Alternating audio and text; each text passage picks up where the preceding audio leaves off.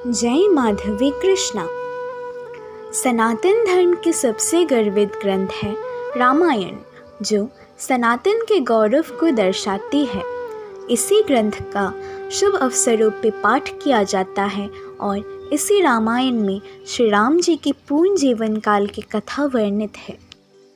लेकिन कई लोग रामायण के एक खंड के आधार पर श्री राम जी पर प्रश्न उठाते हैं, उन्हें बुरा भला बोलते हैं। उस खंड के अनुसार श्री राम ने एक धोबी के कहने पर देवी सीता की अग्नि परीक्षा ली और इस आरोप के कारण देवी सीता वनवास चली गई। तो चलिए आज हम आप सभी को सत्य बताते हैं। आजकल की विपदा कुछ ऐसी है कि लोग हमारे ग्रंथों को पूरी तरह से पढ़ते नहीं हैं। सनातन विरोधियों को बस हमारे ग्रंथों का मजाक उड़ाने के लिए एक विषय चाहिए होता है। अगर हम पूरी रामायण ध्यान से पढ़ें तो हमें ये पता चलता है कि देवी सीता के वास्तविक रूप को रावण कुदृष्टि से देख तक नहीं पाता। श्री राम और देवी सीता तो स्वयं लक्ष्मी नारायण है, वो अंतर्यामी है। उन्हें ये भी पता था कि नियति क्या है। रामायण के अनुसार सीताहरण होने से पहले ही देवी सीता ने अपना छाया प्रकट किया और वास्तविक सीता अग्निदेव के पास चली गई। रावण ने जिनका हरण किया था वो वास्तविक सीता नहीं थी, बल्कि वो छाया सीता थी। रावण की मृत्यु के बाद श्री राम छाया सीता के साथ अयोध्या वापस लौट गए। अग्निदेव के पास से भी वास्तविक सीता को वापस लाने का समय आ गया था। लेकिन उस समय लोगों को मूल सीता और छाया सीता के बीच का अंतर नहीं पता था। इसलिए श्री राम को माता सीता की अग्नि परीक्षा करानी पड़ी ताकि वे मूल सीता को वापस ला सके और अयोध्या के लोग देवी सीता के चरित्र पर सवाल न उठा सके। छाया सीता श्री राम से विवाह करना चाहती थी, पर श्री राम एकापत्नी व्रता थे। श्रीनिवास कल्याणम के अनुसार राम जी ने छाया सीता को वरदान दिया कि कृष्ण अवतार के बाद वो जब वेंकटेश्वर के रूप में अवतरित होंगे तब उनका विवाह देवी पद्मावती से होगा। तब छाया सीता भी देवी पद्मावती के भीतर होगी। वेंकटेश्वर महात्म्य में पद्मावती को द्वापर में रुक्मिणी और त्रेता में मूल सीता का अवतार बताया है।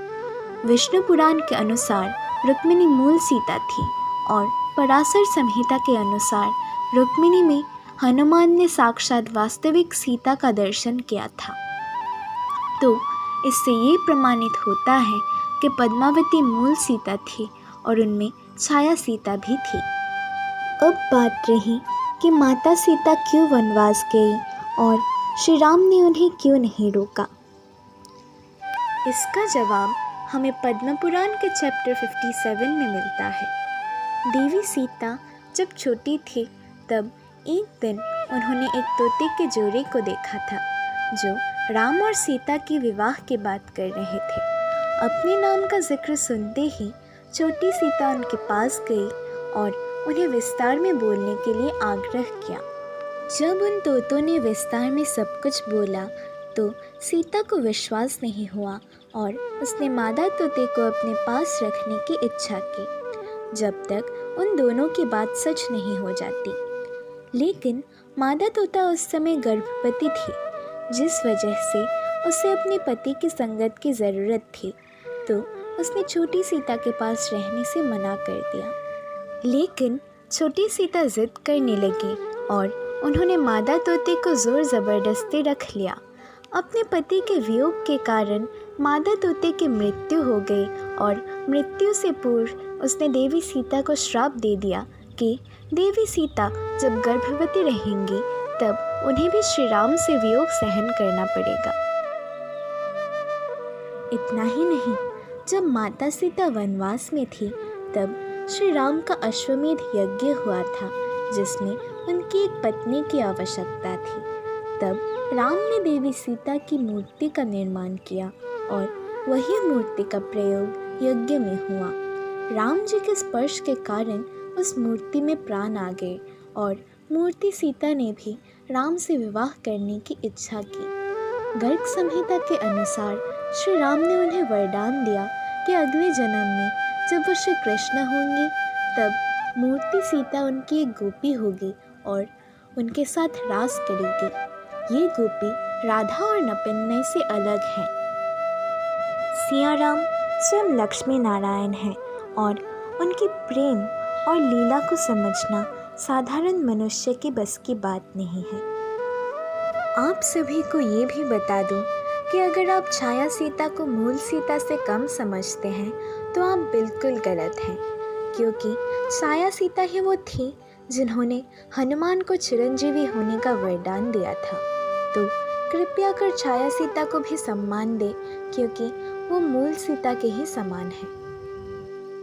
आप सभी से निवेदन है कि पूर्ण सत्य जाने बिना हमारे सनातन धर्म पर आरोप ना लगाए, क्योंकि आधा सच झूठ से भी अधिक खतरनाक होता है। जय माधवी कृष्ण।